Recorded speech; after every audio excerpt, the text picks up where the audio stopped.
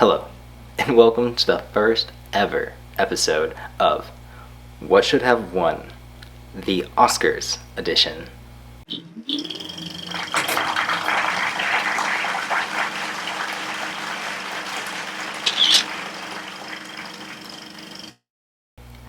For as far back as I can remember, I have been intrigued by the Academy Awards.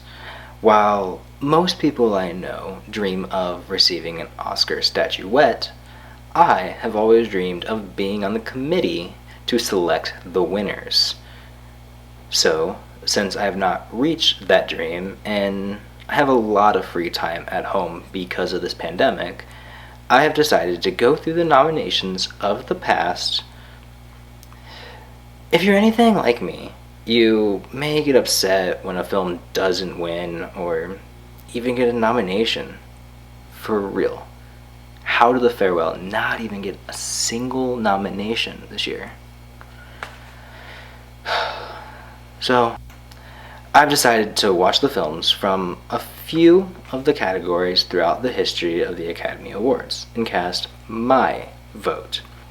Unfortunately, I do not have enough time in my life to watch every eligible film from every category throughout the history of the awards. So I decided to trust the Academy and only watch their nominations. After watching the nominations, I will be reviewing them. The reviews will be based on both technical and entertainment value to determine the winner. With a bit of a twist, I'll be giving out rankings for every film so that you can see where the film lies in comparison, and there's not just one winner and the rest are losers. So, something to remember. I'm not doing this to bash the Academy. I'm doing this to give an updated 2020 and beyond ranking of these films. You might be asking yourself, who is this guy? Why should I listen to him? Well, my name is Tyler Linch, and I'm currently working on my master's degree in film production. I hope to be a film professor when I'm done with my studies. And more than anything, I'm just the guy who decided to spark up some debate. You may agree, you may disagree. I want these videos to not only give my opinions of the films, but I also want it for potentially you can hear a film that you've never heard of and want to go out and see it. Because I know there's a lot of new content bombarding us every single day. And I just hope that we don't forget the great artworks of the past. So feel free to let me know in the comments what you think of my reviews and what your personal opinions are so that this channel can spark up some friendly debate among film lovers everywhere. I have decided to start in the most logical place for this list, the 13th Academy Awards. Due to this pandemic, access to public libraries is impossible, so obtaining quality copies of these films became more difficult. So, to ratify this, I decided to jump around the awards.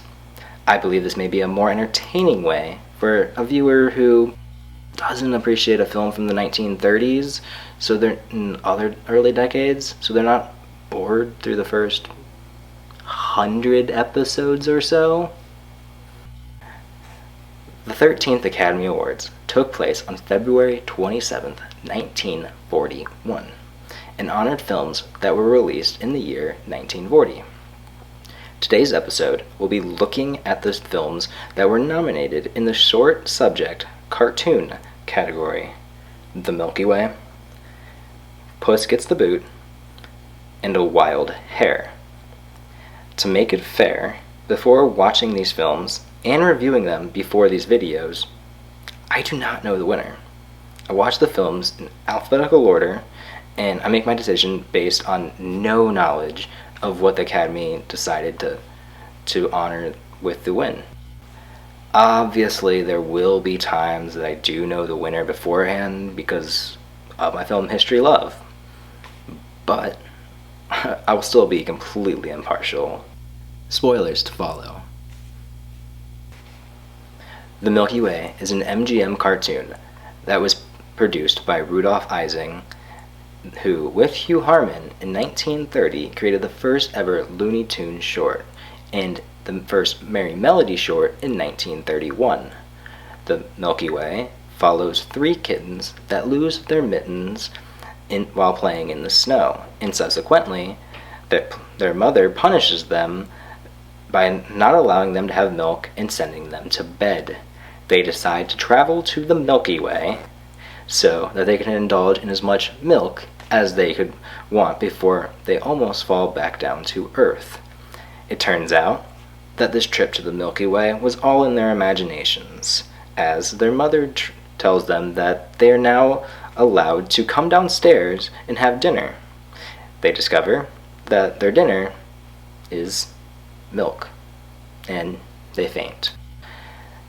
The landscapes created in this film are incredible. The sound effects were great, but I wish that the dialogue would have been a bit more clear and changed to voices that weren't as easily replaced. There are a few editing issues throughout this film. However, this is a very entertaining film that doesn't have much going for it story-wise, but it really makes up for it with the animation.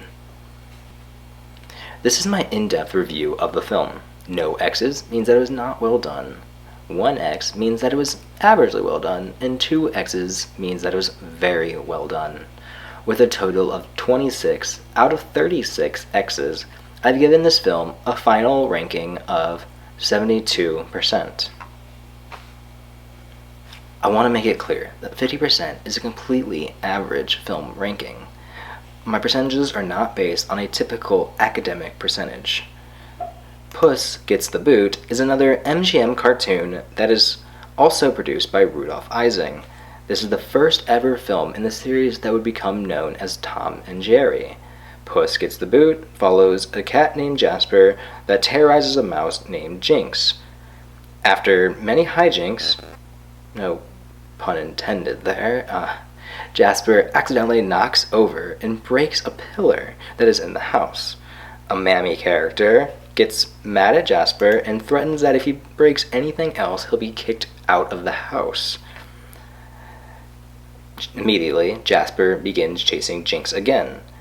But Jinx soon realizes that he can threaten to break more glassware and Jasper will back away. This all adds up until Jasper stacks up a massive pile of dishes in his arms that Jinx has been dropping from above. Jasper eventually drops the dishes, and the Mammy comes in and kicks Jasper out of the house, and Jinx returns to his hole in the wall. The voices in this film were horrible. The Mammy stereotype was impossible to look past. The best things that this film had going for it was its use of sound and its visual presence. The sound effects and music paired well together to keep the audience's attention. While there are a few editing and color issues, the characters had fantastic physical acting. You felt that these characters really existed in this world. The film doesn't have a theme and would have benefited from some casting changes and rewrites. As a reminder, no X's means that it was not well done. 1 X means that it was averagely well done, and 2 X's means that it was very well done. With a total of 20 out of 36 X's, I've given this film a final ranking of 56%. A Wild Hare is a cartoon that was produced by Leon Schlesinger. Fun fact, Schlesinger was the producer for both the first Looney Tunes and Merry Melody that the guy from the first two movies created. Schlesinger had a very close relationship with Warner Brothers until 1944, when he retired and sold his studio to them. Warner Brothers renamed Leon Schlesinger Productions to Warner Brothers Cartoon Incorporated. A Wild Hare follows a hunter named Elmer Fudd who is hunting wabbits. He finds a rabbit hole and tries to trick the rabbit within. The rabbit known to most as Bugs Bunny comes out of another hole and communicates with Fudd like he is not the rabbit he is hunting for. The two struggle in a semi-playful hunt until Bugs offers Fudd to take a free shot at him. Bugs pretends that the shot hits him and pretends to be dead. Fudd feels horrible for killing the wabbit, at which point Bugs kicks him from behind and tiptoes back to a hole in the ground. Fudd walks off the other direction in tears. While this narrative was quite entertaining, it didn't really seem to know what it was trying to say. The film had terrific sound effects, but most of the issues occurred in the last 2 minutes or so. The film about killing a rabbit becomes a film about a rabbit making fun of a man, and just kind of got sloppy. A few changes in the voices and with having a narrative with a little more of a clear theme would have made this a lot more enjoyable and altogether better. Once again, no X's means that it was not well done, and 1 X means it was averagely well done, and 2 X's means that it was very well done. With a total of 18 out of 36 X's, I have given this film a final ranking of 50%. So after reviewing all 3 films, I've decided that the film that should have won the Oscar for the 13th Academy Award Short Subject Cartoon category is The Milky Way. The film that should have won did win. The Milky Way took home the honors in 1941 and again today in 2020. I want to thank you all for watching. It really means a lot. And what would a YouTube video be without the typical please like, comment, and subscribe? I honestly would love to read through your comments and just hear your thoughts on my reviews and your own personal opinions. Thank you. And until next time, watch old films, watch new films, watch every film.